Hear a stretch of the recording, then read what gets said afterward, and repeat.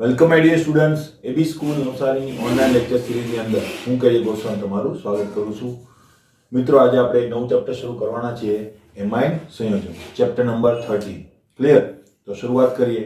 સૌપ્રથમ આપણે એની થોડીક પ્રસ્તાવના એટલે કે બીજી વાતો જો કરીએ કે આ સંયોજનો કઈ જગ્યાએ મળી આવે છે અને શા માટે ઉપયોગી છે તેની વાત કરીએ. તો પહેલા એ વાત કરીએ કે એમાઇન સંયોજનો એટલે શું. તો એમાઇન સંયોજનોને તેમને એમોનિયાના ડેરિવેટિવ્સ કહેવામાં આવે, એટલે એમોનિયાના વ્યુત્પન્ન પણ કહે છે. ક્લિયર? કેવી રીતે? તો કે ભાઈ એમોનિયાના હાઇડ્રોજનનું વિસ્થાપન જો તમે આલ્કાઇલ કે એરાઇલ કાર્બન વડે કરવામાં આવે તો તમને શું મળે છે? એમાઇન સંયોજનો મળે. એક હાઇડ્રોજનનું પણ કરી શકો, બે હાઇડ્રોજનનું પણ કરી શકો અને ત્રણ હાઇડ્રોજનનું વિસ્થાપન પણ જો કોઈ કાર્બનિક શાખા એરોમેટિક એલિફેટિક વડે તમે કરો તો તમને એમાઇન સંયોજનો મળે. એ પ્રમાણેનું વર્ગીકરણ પણ છે. વર્ગીકરણ આગળ આવે ત્યારે વધારે તમને ખ્યાલ આવશે. ક્લિયર? હવે એમાઇન સંયોજનો છે એ કઈ જગ્યાએ મળી આવે છે? તો ઘણી બધી જગ્યાએ મળી આવે છે. કુદરતમાં જો પ્રોટીન, બરાબર, પછી વિટામિન, પછી હોર્મોન્સ અને ઘણા બધા આલ્કેલોઇડ્સ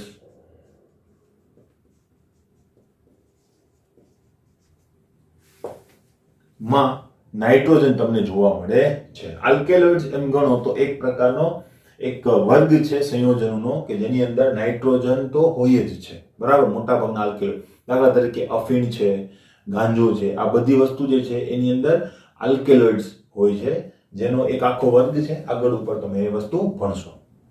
ક્લિયર? બીજી જગ્યાએ જો આપણે લઈએ કે ભાઈ આપણા દૈનિક જીવનની અંદર એ વસ્તુ કઈ કઈ જગ્યાએ ઉપયોગી છે, તો દૈનિક જીવનમાં એટલે કે જાહેર જીવનમાં જો ઔષધોમાં, ખાસ ઔષધોમાં હોય છે, રંગકોમાં હોય છે, રંગમાં હોય છે, બરાબર, પેસ્ટિસાઇડ્સમાં હોય છે, બરાબર, પછી ફર્ટિલાઇઝરમાં હોય છે,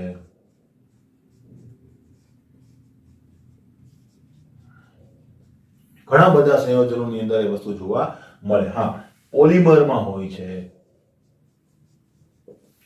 બરાબર. નાઇટ્રોજન યુક્ત સંયોજનો બ્રોડલી બધી જગ્યાએ તમને ઉપયોગી જોવા મળે. હવે એની અંદર આપણને કેટલાક સંયોજનોના નામ આપેલા છે, બરાબર, તો એ તમારે ખાસ યાદ રાખવા જોઈએ, બરાબર. તો પહેલું જૈવિક રીતે આપણને બે નામ આપેલા છે. એક તો છે એડ્રીનાલિન અને એફેડ્રિન, બરાબર. આ બંને જે છે એનો ઉપયોગ જે છે એ બ્લડ પ્રેશર વધારવામાં થાય છે, બરાબર. બ્લડ પ્રેશર વધારવા માટે એનો ઉપયોગ કરવામાં આવે છે. આની જે બીજી ઇફેક્ટ છે એની અંદર તમે શું કહી શકો?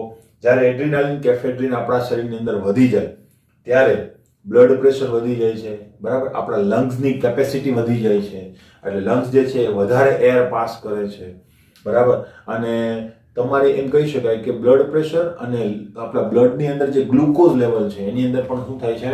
વધારો થાય છે, જેના લીધે આપણને એનર્જેટિક ફીલ થાય, બરાબર. તો આ જે દવાઓ છે એ પ્રકારની છે અને આ વસ્તુ જે છે એ ખાસ કરીને નાર્કોટિક્સ વિભાગની અંદર આવી શકે. એટલે ડોપિંગ ટેસ્ટ થાય ત્યારે જો આનું ઇન્જેક્શન લીધેલું હોય, બરાબર, તો તમારું જે શરીર છે એ વધારે પરફોર્મન્સ પણ આપી શકે, બરાબર. તો આ બધી વસ્તુ એ પ્રકારની છે, એટલે ખાસ કરીને સ્પોર્ટ્સની અંદર આ બધી વસ્તુ જે છે એ ચેક કરવામાં આવે.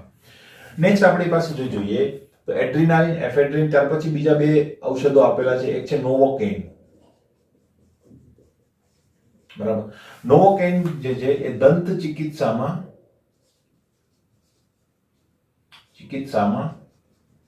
નિશ્ચેતક તરીકે વપરાય છે.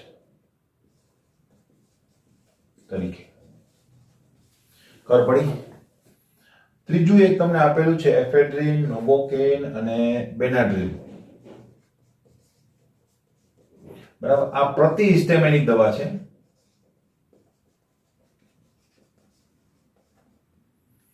બરાબર. પ્રતિહિસ્ટેમિનિક નો મતલબ એનો ઉપયોગ જે છે એલર્જીમાં થાય છે, એલર્જીમાં થાય.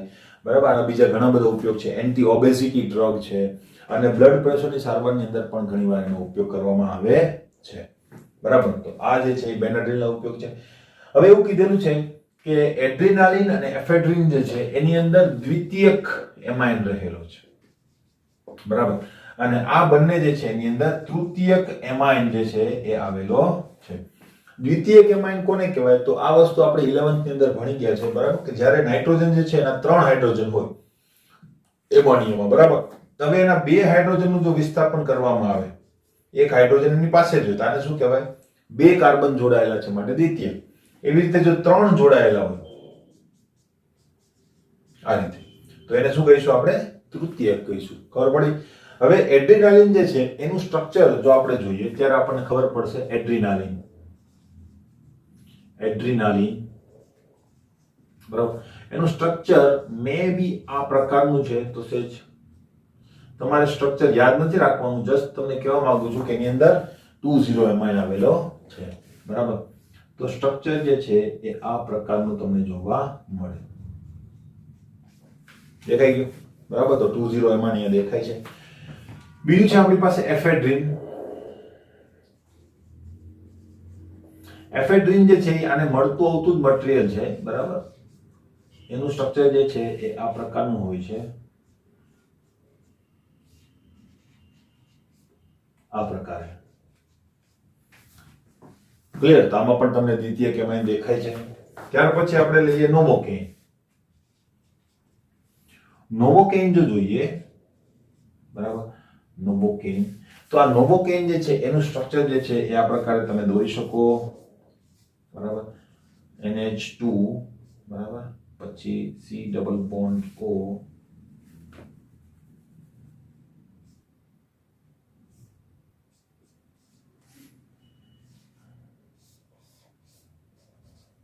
આ પ્રકારનું સ્ટ્રક્ચર છે. ત્યાં તમને તૃતીયક એમાઇન દેખાતો હશે. ક્લિયર? ત્યાર પછી કોણ છે આપણી પાસે? બેનાડ્રીલ. બેનાડ્રીલનું સ્ટ્રક્ચર જે છે, બેનાડ્રીલનું જે સ્ટ્રક્ચર છે એ થોડું મોટું સ્ટ્રક્ચર છે. તો જોઈએ. બરાબર. આ પ્રકારે જોવા મળે છે.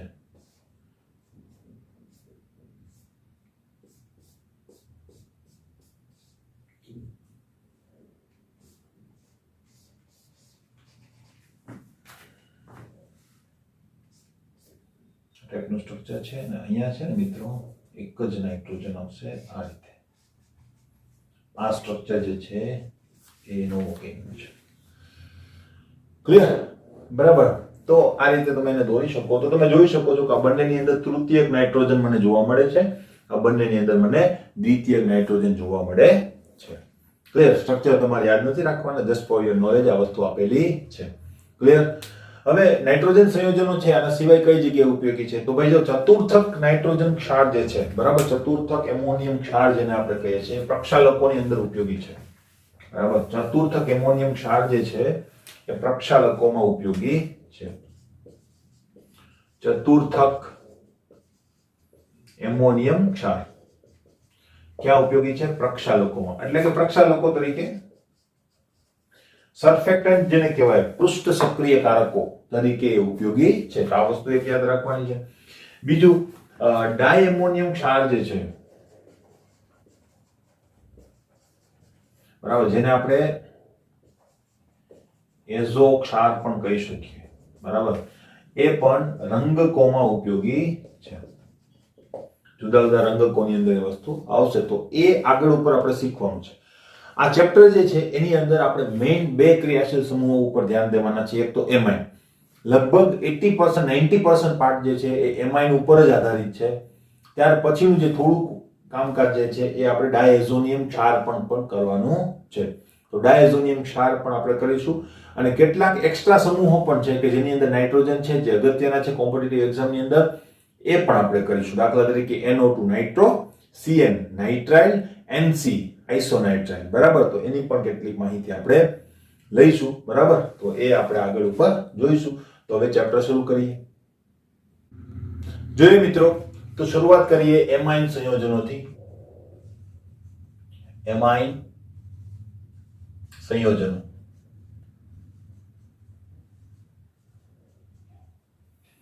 હવે એમાઇન સંયોજનોની ડેફિનેશન કેવી રીતે આપી શકાય? હમણાં જ મેં કીધું એ પ્રમાણે એમોનિયાના ડેરિવેટિવ્સ છે, બરાબર? એટલે આપણે કહી શકીએ કે NH3 ના 1 2 કે ત્રણેય હાઇડ્રોજનનું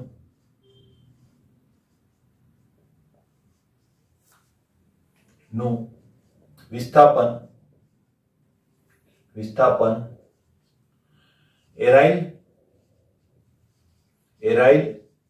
કે આલ્કાઇલ સમૂહ વડે કરવામાં આવે તો એમાઇન મળે છે.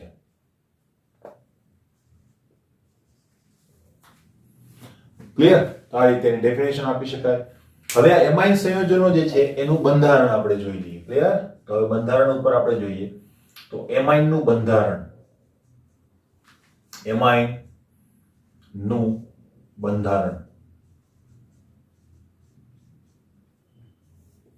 જો એમાઇન સંયોજનોના બંધારણની વાત કરીએ તો એમાઇન સંયોજનોને સાદી કેવી રીતે આપણે દર્શાવી શકીએ? તો કે ભાઈ સાદામાં સાદું જો આપણે એમાઇન દર્શાવવું હોય તો આ રીતે દર્શાવી શકીએ. બરાબર? જ્યાં R ઇઝ ઇક્વલ ટુ શું હશે? આલ્કાઇલ કે એરાઇલ સમૂહ. ક્લિયર? જોઈએ હવે કેટલાક પોઈન્ટ્સ આના માટે આપણે લખીએ. બરાબર? હવે નાઇટ્રોજન જે છે, એમાઇનમાં નાઇટ્રોજન જે છે એ કેવો છે? ત્રિસંયોજક છે. બરાબર? અહીં નાઇટ્રોજન એ ત્રિસંયોજક છે. એક વસ્તુ ખબર પડી ગઈ. બીજી વાત જોઈએ. બરાબર? એમાઇનમાં નાઇટ્રોજન એ sp3 સંકૃત હોય છે. ક્લિયર? બીજી એક વાત લખીએ. એમાઇનમાં નાઇટ્રોજન એ 1 2 3 ત્રણ સિગ્મા બંધ અને એક સંકૃત કક્ષકમાં શું ધરાવે છે? અબંધકારક ઇલેક્ટ્રોન યુગ્મ ધરાવે છે, જ્યાં તમને દેખાય છે. બરાબર? એ પણ સંકૃત કક્ષકની અંદર જ હશે. ક્લિયર? એટલી વસ્તુ. નેક્સ્ટ પોઈન્ટ લખીએ. તેને છે ને આ રીતે પણ દર્શાવવામાં આવે છે. RNE વડે પણ દર્શાવવામાં આવે છે. બરાબર? R ની અંદર શું હશે? કાર્બન. બરાબર? તો એને CNE વડે પણ આપણે દર્શાવી શકીએ છીએ. બરાબર? જ્યાં E ઇઝ ઇક્વલ ટુ શું હોઈ શકે? તો કે એ કાર્બન પણ હોઈ શકે કે હાઇડ્રોજન પણ હોઈ શકે. E is equal to carbon કે હાઇડ્રોજન કોઈ પણ હોઈ શકે. દાખલા તરીકે હું અહીંયા બે હાઇડ્રોજન પણ લખી શકું, અહીંયા કાર્બન પણ લખી શકું, અને અહીંયા ત્રણ કાર્બન પણ હું લખી શકું. બરાબર? તો એને આ રીતે પણ દર્શાવી શકાય છે. બીજી વાત લખીએ. હવે જો સંકરણ કયું છે આપણી પાસે? sp3. પણ તેનો આકાર જે છે, તેની ભૂમિતિ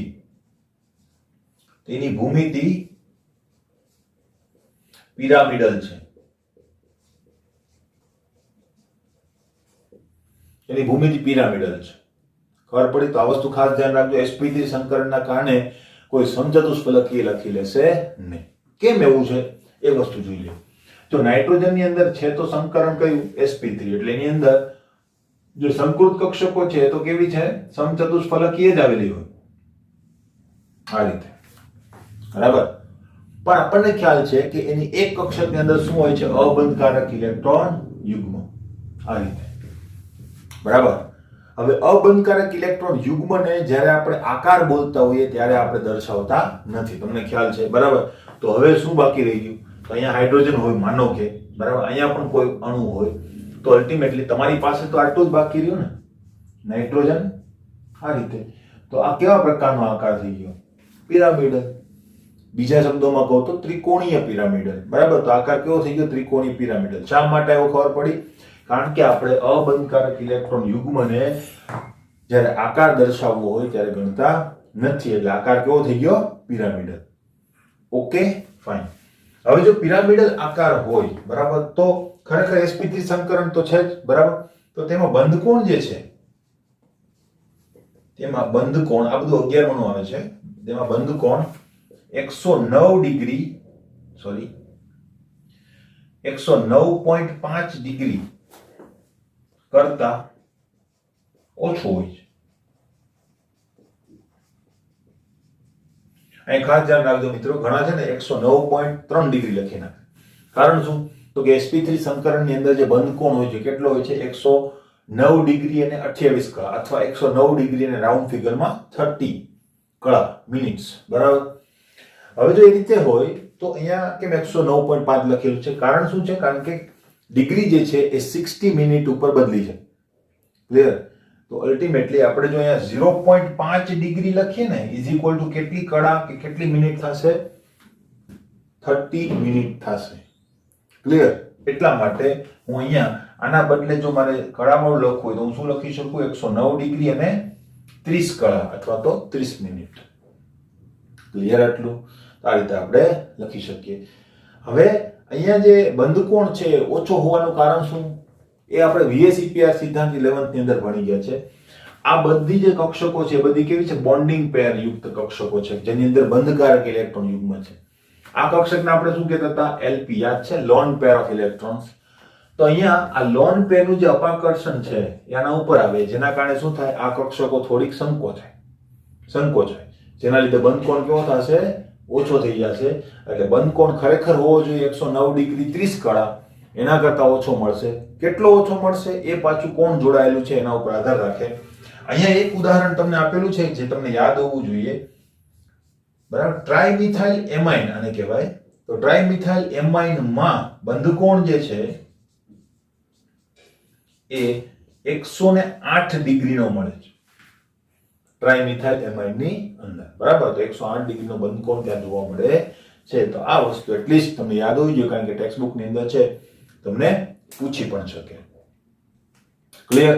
તો એમાઇન નું બંધારણ આપણે શું કર્યું? કમ્પ્લીટ.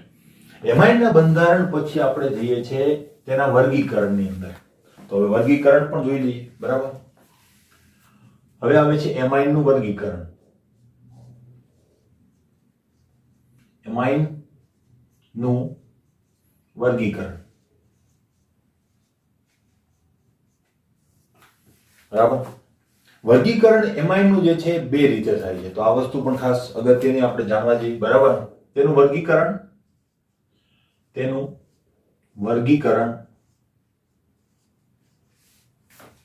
બે રીતે કરવામાં આવે છે. કઈ કઈ બે રીત છે? તો પહેલી રીત તો છે 10, 20 અને 30 એમાઇન ની અંદર, બરાબર, જે આપણને ખ્યાલ છે. અને બીજું વર્ગીકરણ જે છે એ સાદા અને મિશ્ર એમાઇન તરીકે, બરાબર. સાદા અને મિશ્ર અથવા તો મિશ્રિત એમાઇન, બરાબર. સાદા અને મસાલા એમાઇન નહીં. ક્લિયર?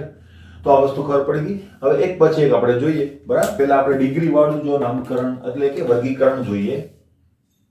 તો પહેલો પાર્ટ આપણે લઈએ નંબર 1, 10, 20 અને 30 એમાઇન માં વર્ગીકરણ, બરાબર. તો આ વર્ગીકરણ કેવી રીતે થાય છે તો એની વાત જો હું કહી દઉં તો નાઇટ્રોજન સાથે જોડાયેલા કાર્બનની સંખ્યાના આધારે આ વર્ગીકરણ કરવામાં આવે છે. ખબર પડી? કેવી રીતે થાય છે? બહુ ઈઝી છે, બરાબર, તમને ખ્યાલ છે. જોઈએ આપણે તો પહેલા લઈએ આપણે 10, બરાબર, એને આપણે કહી દઈએ નંબર 1, 10 mi. શું છે એની અંદર? જો એમાઇન ની અંદર નાઇટ્રોજન સાથે માત્ર એક જ કાર્બન જોડાયેલો હોય તો એને શું કહેવામાં આવે છે? 10, બરાબર. જો એમાઇનમાં નાઇટ્રોજન સાથે માત્ર એક જ કાર્બન જોડાયેલ હોય તો તેને શું કહેવામાં આવે? 10 એમાઇન કહેવામાં આવે, અથવા એનું બીજું નામ પણ છે પ્રાથમિક એમાઇન.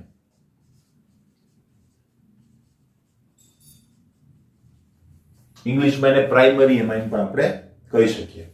હવે આનું ઉદાહરણ પણ જોઈ લઈએ, બરાબર. દાખલા તરીકે માનો કે હું આ લખું, જો એક જનરલ પરસેપ્શનમાં જો હું લખું તો RNH2, બરાબર, NH2 હોવું જોઈએ, એટલે શું થઈ ગયું? પ્રાથમિક એમાઇન. તમારે બીજું કંઈ જોવાનું નથી. પછી ભલે બેન્ઝીન હોય, માનો કે આ બેન્ઝીન છે, બેન્ઝીનની ઉપર હું NH2 લખવા, શું થઈ ગયો? પ્રાથમિક એમાઇન. માનો કે મારી પાસે મિથાઇલ છે અને એના ઉપર હું NH2 લખું, આ શું થઈ ગયું? આપણું પ્રાથમિક એમાઇન. પછી માનો કે 1 2 3 4 1 2 3 બરાબર 4 અને આ 5, બરાબર ને, અહીંયા NH2 છે તો પણ પ્રાથમિક એમાઇન. અને પણ શું કહીશું? 10 એમાઇન. તમારે આ કાર્બનની ડિગ્રી જોવાની નથી, ખબર પડી? તમારે અહીંયા જોવાનું. આપણી વાત શું થઈ? નાઇટ્રોજન સાથે એક કાર્બન. તો નાઇટ્રોજન સાથે એક જ કાર્બન છે કે નહીં?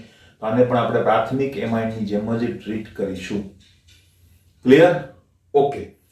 નેક્સ્ટ જો આપણે જોઈએ નંબર 2, બરાબર. નંબર 2 છે આપણી પાસે દ્વિતીયક એમાઇન, બરાબર. તો એની અંદર શું હશે? દ્વિતીયક એમાઇન ની અંદર, બરાબર, 2 કાર્બન જોડાયેલા હશે, બરાબર. જો એમાઇનમાં નાઇટ્રોજન શું 2 કાર્બન સાથે જોડાયેલો હોય તો એને શું કહેવામાં આવે છે? દ્વિતીયક એમાઇન કહેવામાં આવે. ઉપર મુજબ જ તમે લખી શકો. હવે એનું ઉદાહરણ મારે દેવું હોય તો દાખલા તરીકે હું બેન્ઝીન લઉં, એના ઉપર NH, બરાબર. હું જો જનરલ પરસેપ્શનમાં લખું તો શું લખી શકીશ? RNHR. NH તમને દેખાવું જોઈએ, બરાબર. તો અહીંયા NH અને હું અહીંયા CH3 લખી દઉં, એટલે આ શું થઈ ગયું? Secondary amine. તમારે નાઇટ્રોજન જોવો, નાઇટ્રોજન સાથે કેટલા કાર્બન છે તે, બરાબર. પછી બીજું ઉદાહરણ દો અહીંયા, CH3 CH2 NH અને CH3. આ પણ શું થઈ જશે? તમારું દ્વિતીયક એમાઇન. ખબર પડી? હવે બીજા તરફ આપણે જઈએ, નંબર 3 તરફ જો આપણે જઈએ તો આને કાઢી નાખીએ આપણે.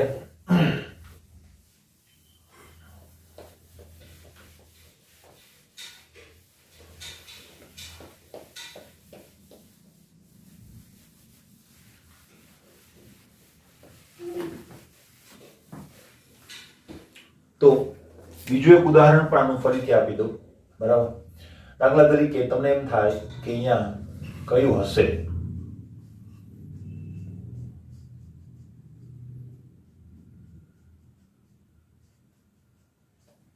શું થશે? તમારે કાર્બનની ડિગ્રી જોવાની નથી. નાઇટ્રોજન સાથે કેટલા કાર્બન છે? 2, સેકન્ડરી. ક્લિયર? તો આને પણ હું શું કહી દઈશ? સેકન્ડરી એમાઇન, બરાબર. ઇંગ્લિશમાં સેકન્ડરી એમાઇન, 20 એમાઇન, અથવા એને દ્વિતીયક એમાઇન પણ કહી શકાય.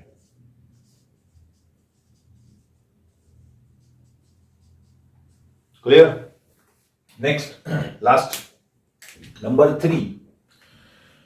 ત્રીજું છે આપણી પાસે, એ છે 30 એમાઇન,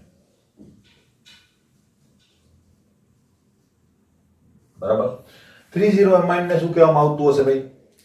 ટર્શરી એમાઇન અથવા તો તૃતીયક એમાઇન, બરાબર. તો એને આપણે તૃતીયક એમાઇન પણ કહી શકીએ. તૃતીયક એમાઇન. ચાલો, ક્લિયર? હવે એના માટે આપણે શું કરીશું? વ્યાખ્યા, જો એમાઇનમાં નાઇટ્રોજન પરમાણુ કેટલા 3 કાર્બન સાથે જોડાયેલ હોય તો એને શું કહેવામાં આવે છે? તૃતીયક એમાઇન. સિમ્પલ આ જ રીતે વ્યાખ્યા આવશે આપણી. હવે એનું ઉદાહરણ આપણે લઈ લઈએ. દાખલા તરીકે તૃતીયક એમાઇનમાં 3 કાર્બન હોવા જોઈએ. કોના ઉપર? નાઇટ્રોજન ઉપર. બીજા કોઈ ઉપર કઈ કામ નથી આપણે, બરાબર? દાખલા તરીકે હું એક જનરલ પરસેપ્શનમાં જો લખું તો R N R અને R, ખાલી નાઇટ્રોજન એટલે તૃતીયક હશે. જોઈ લઈએ. દાખલા તરીકે આ એનિલીન નું જ ઉદાહરણ જો અહીંયા લઈ લઉં. N CH3 CH3 તો જોઈ લો શું થઈ ગયું? આ તૃતીયક એમાઇન. ઘણી વખત છે ને આ રીતે પણ લખેલું હોય તો ખાસ ખ્યાલ રાખવાનું. PH N CH3 twice. તો આમાં પણ N દેખાય છે કે NH દેખાય છે કે NH2 દેખાય છે? શું છે? N. શું છે? આ તૃતીયક એમાઇન છે. ક્લિયર? આ વસ્તુ ખાસ ખ્યાલમાં રાખવાની, કારણ કે અહીંયા પણ આ બંને CH3 કોના સાથે જોડાયેલા છે? નાઇટ્રોજનની સાથે. ક્લિયર? હવે હું તમને એમ કહું કે આ શું હશે?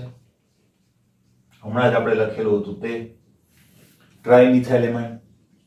શું દેખાય છે મને? N ટર્સરી હશે. ખબર પડી તો આ રીતે તમે એને ઓળખી શકો. એરોમેટિક પણ હોય, એલોફેટિક પણ હોય, એની સાથે આપણે કોઈ મતલબ હોતો નથી. ક્લિયર આટલી વસ્તુ? બરાબર. તો આ રીતે આપણે એનું વર્ગીકરણ કરી શકીએ એક પ્રમાણે. બીજા પ્રમાણે જો વર્ગીકરણ કરીએ તો એની અંદર શું છે હવે એ જોઈ લઈએ. નંબર 2, વર્ગીકરણનો પ્રકાર નંબર 2. તો હવે એ જોઈ લઈએ. વર્ગીકરણનો પ્રકાર નંબર 2. 2 નંબર જોઈ લઈએ. શું કહેવા માંગે છે? તો કે મિશ્ર અને સાદા. સાદા અને મિશ્ર એમાઇન. શું છે એની અંદર? હવે એ વસ્તુ જો આપણે સેજ જોઈએ, બરાબર? તો પેલા સાદા એમાઇન જોઈ લઈએ આપણે, બરાબર? કે સાદામાં શું હોય છે અને મસાલામાં શું હોય છે, બરાબર? સાદા એમાઇન, બરાબર? સાદા અને મિશ્ર એ મોટા ભાગે આપણે દ્વિતીયક અને તૃતીયક માટે મેન્શન કરતા હોઈએ છીએ મોટા ભાગે, બરાબર? તો શું કહેવા માંગે છે જોજો. જો એમાઇનમાં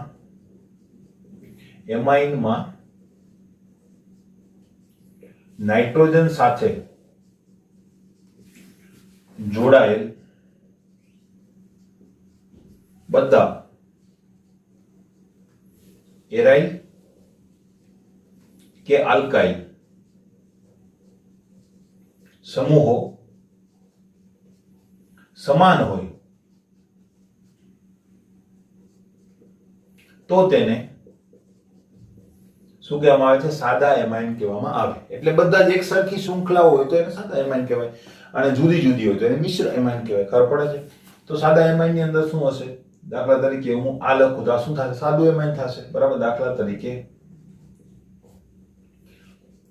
CH3 NH CH3 આ શું થઈ ગયું? Dimethyl amine. તો આ શું થઈ ગયું? સાદું, કારણ કે બંને બાજુ એક સરખું છે. હવે હું પાછું લખું અહીંયા PH NH PH ડાયફિનાઇલ એમાઇન. તો આ પણ શું થઈ ગયું? સાદું.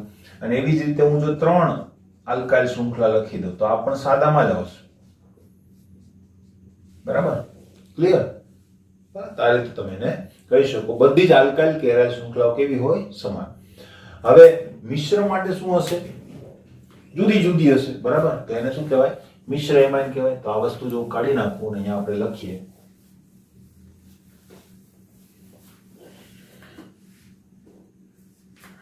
નંબર 2 મિશ્ર એમાઇન.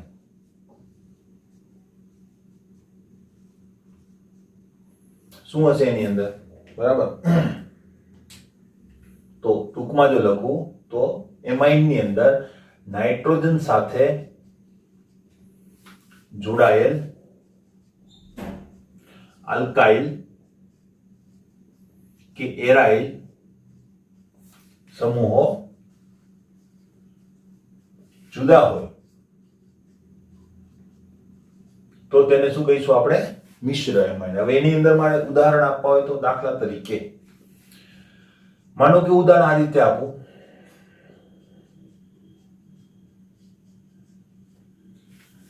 તો આનું નામ શું છે? Ethyl methyl amine. બંને બાજુ કાર્બન સંખ્યા જુદી, બંને બાજુ શાખાઓ જુદી, માટે આને મિશ્ર એમાઇનમાં આપણે લઈશું.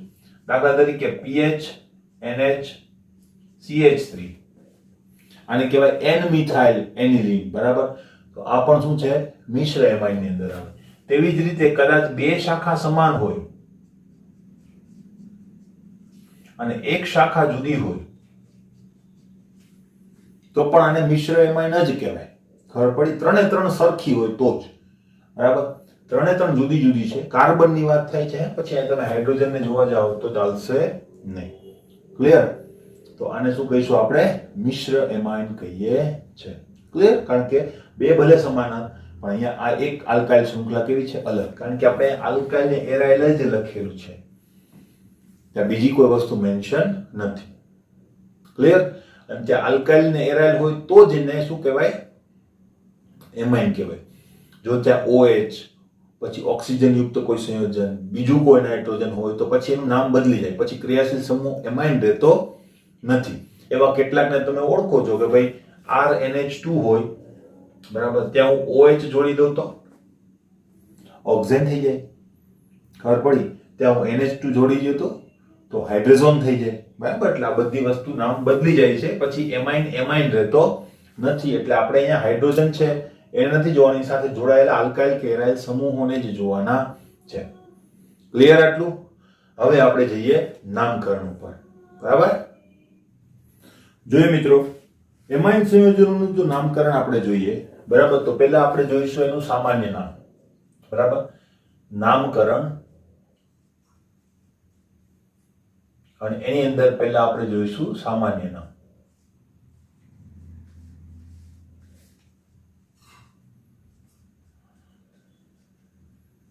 બરાબર? તો એના સામાન્ય નામની અંદર બહુ વધારે વેરાયટી તમને જોવા નહીં મળે.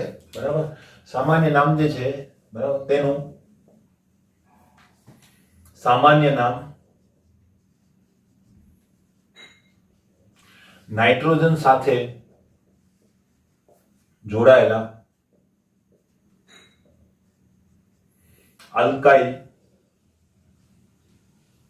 કે એરાઇલ સમૂહ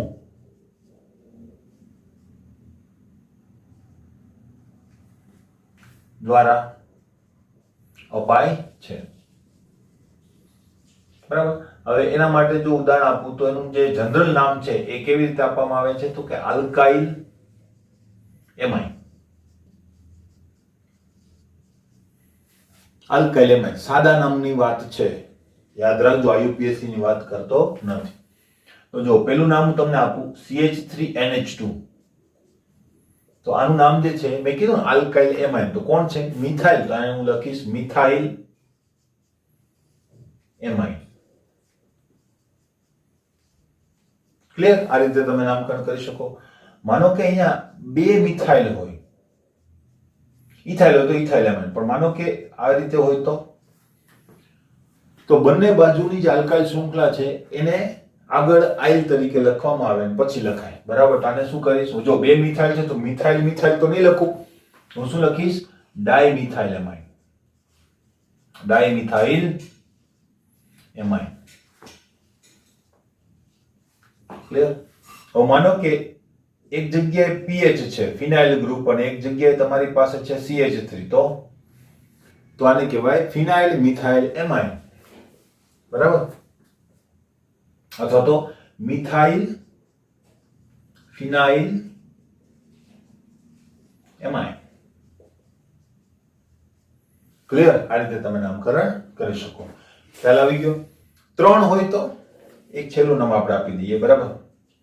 ત્રણ હોય તો ત્રણેયનું નામ લખી નાખવાનું. માનો કે ત્રણ મિથાઇલ છે તો હું શું લખીશ? ટ્રાઇમિથાઇલ એમાઇન. ત્રણેય જુદા જુદા હોય તો માનો કે એકમાં મિથાઇલ છે, એકમાં ઇથાઇલ છે, એકમાં પ્રોપાઇલ છે, તો આલ્ફાબેટ પ્રમાણે તમે ગોઠવી શકો. બરાબર? તો પહેલા કોણ આવશે? ઇથાઇલ, પછી કોણ આવશે? મિથાઇલ, પછી કોણ આવશે? પ્રોપાઇલ. તો ethyl, methyl, propyl, amine. Clear? તો આ રીતે તમે સામાન્ય નામ આપી શકો. અને બાકીના જે નામ છે એના એકદમ ટ્રેડિશનલ નામ છે, પ્રચલિત નામ છે. તો એ નામ જે છે તમારા 13.1 નંબરના કોષ્ટકમાં આપેલા છે. બરાબર? તો એ ખાસ યાદ રાખવા પડે. એના માટે કોઈ નિયમો હોતા નથી. ક્લિયર? ત્યાર પછી હવે આપણે આવીએ છીએ આઈયુપીએસસી નામ ઉપર. આઈયુપીએસસી નામકરણ. બરાબર? આ નામકરણની અંદર કઈક નિયમો હોય છે. એ નિયમો તમને મેં કરાવી દીધેલા છે. તો એ ફોર્મ્યુલા મુજબ જ શું થશે? નામ થશે. ક્લિયર? એ ફોર્મ્યુલા મુજબ જ નામ થશે.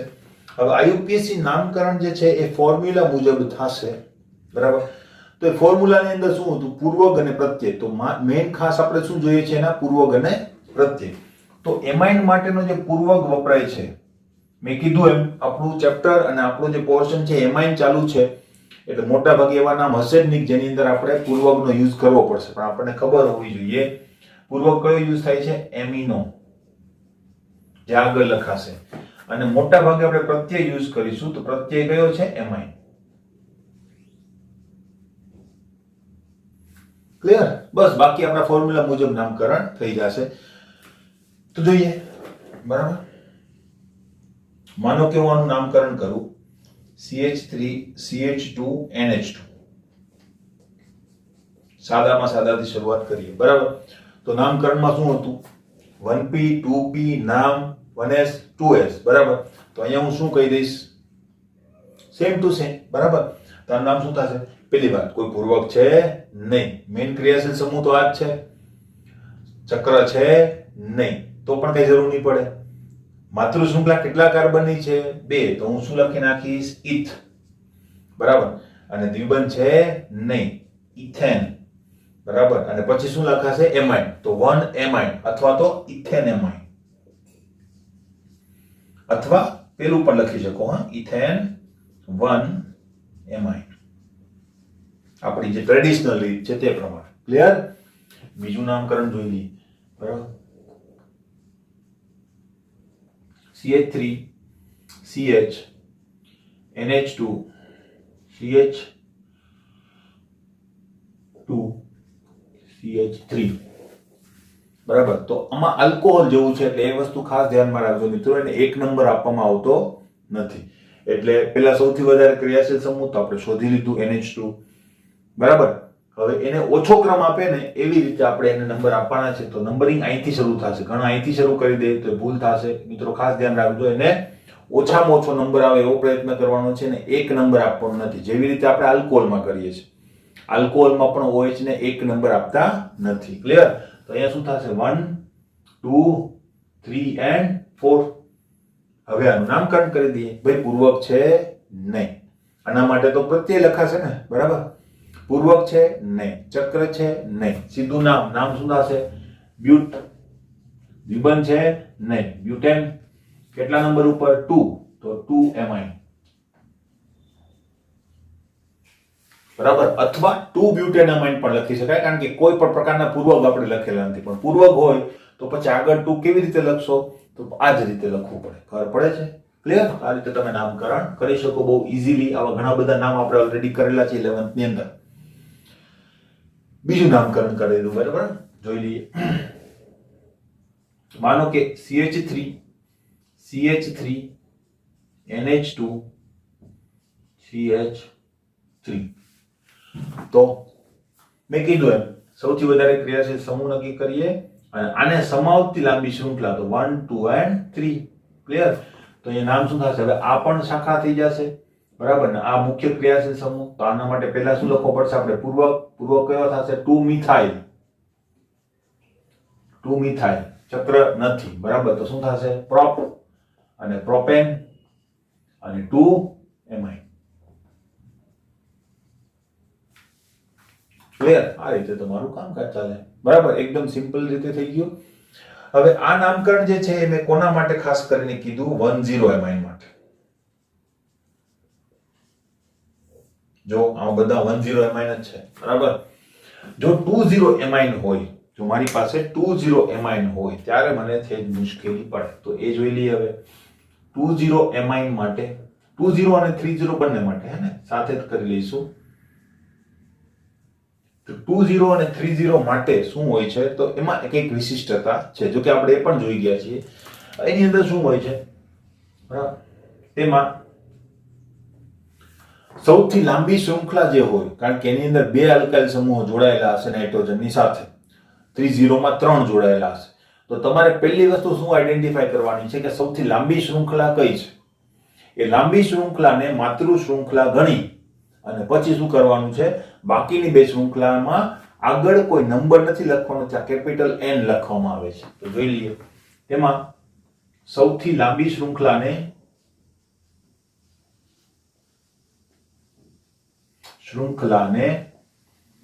માતૃ શૃંખલા ગણી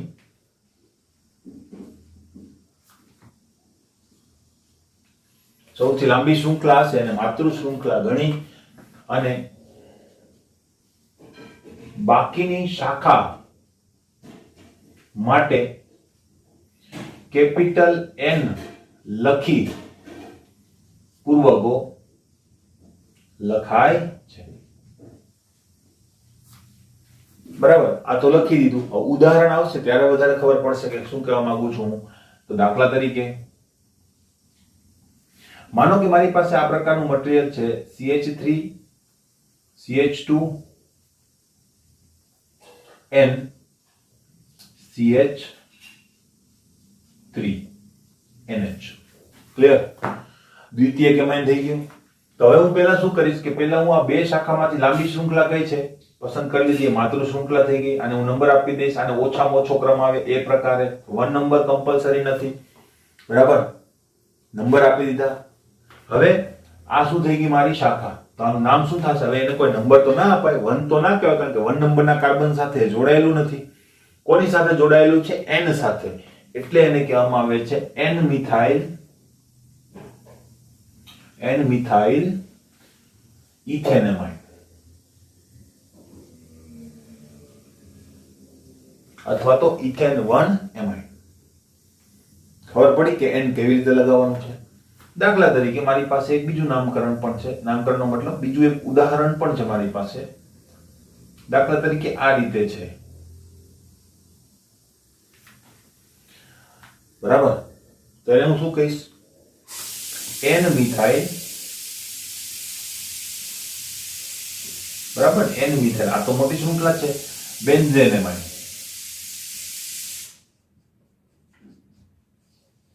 અને બેન્ઝેનેમાઇન નું નામ જે છે એ એનિલીન પણ છે. તો તમે એનિલીન પણ લખી શકો, N મિથાઇલ એનિલીન.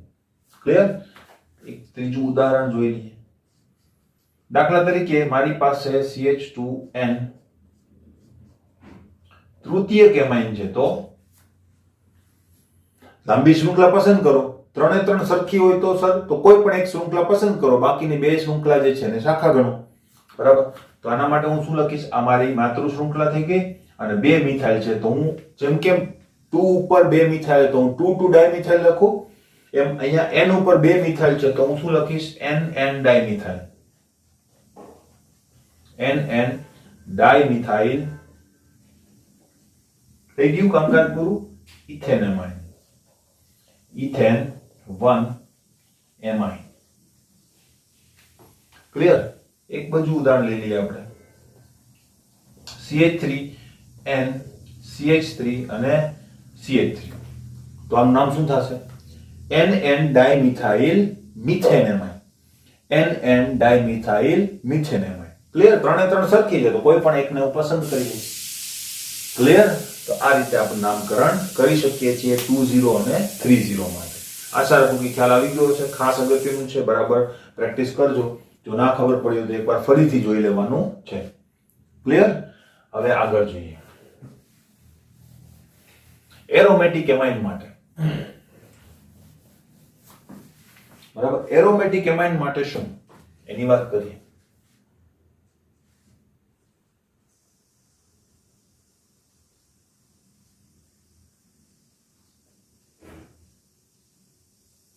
એરોમેટિક એમાઇનનું નામકરણ આ જ રીતે કરવામાં આવે છે, એમાં કઈ નવું નથી ને આપણે એક નામકરણ કર્યું પણ ખરા. ખાલી એક નવી વસ્તુ શું છે કે આઈયુપીએસસી નામકરણની અંદર બરાબર આનું જે નામ છે NH2, આનું જે નામ છે એ ખરેખર એક તો આપણી પાસે નામકરણ છે બેન્ઝેન એમાઇન, બેન્ઝીન 1 એમાઇન અથવા તો બેન્ઝેન એમાઇન, બરાબર. આને એનિલીન તરીકે ઓળખવામાં આવે છે. આ નામ યાદ રાખજો, વધારે આનો યુઝ કરીશું એનિલીન, બરાબર. તો માનો કે મારે આ નામ આપવું હોય તો શું થઈ જશે એનું નામ, બરાબર, NHCH3. તો હવે નામ શું થશે? મેં તો ત્યાં બેન્ઝેન એમાઇન લખ્યું, તો હવે હું શું લખીશ? નિયમ તો એ જ N મિથાઇલ બેન્ઝેન એમાઇન અથવા તો N મિથાઇલ એનિલીન. ક્લિયર? બરાબર. તો આ રીતે તમે નામકરણ કરી શકો. હવે બીજું, ઘણી વખત છે ને આવા પ્રકારનું પણ એક મટીરીયલ હોય આપણી પાસે, CH2, NH2 અને NH2. તો ડાય લખવાનું હોય, બરાબર. ઓછામાં ઓછો નંબર આવે એ રીતે નંબરિંગ આપી દેવાનું અને શું લખી નાખવાનું? 1,2 ડાયમિથાઇલ ઇથેન 1,2 ડાયએમાઇન અથવા તો ડાયએમાઇન, બરાબર. એક વસ્તુ ખબર પડી. હવે આના ઉપર ખાસ ધ્યાન રાખજો, CH3, CH2, CH2, CH3, બરાબર. માનો કે અહીંયા આ રીતે મેં NH2 લખી દીધા, તો આને શું કહેવાશે? 1,2 ડાયમિથાઇલ ઇથેન 1,2 ડાયમાઇન કહેવાય નહીં. ખાસ ધ્યાન રાખજો, મેં કીધું એમ આને ઓછામાં ઓછો ક્રમ આવે એવો પ્રયત્ન કરવાનો છે. 1, 2, 3 and 4 લાંબી શૃંખલા 4 કાર્બન વાળી થશે, તો આને શું કહીશું આપણે? બ્યુટેન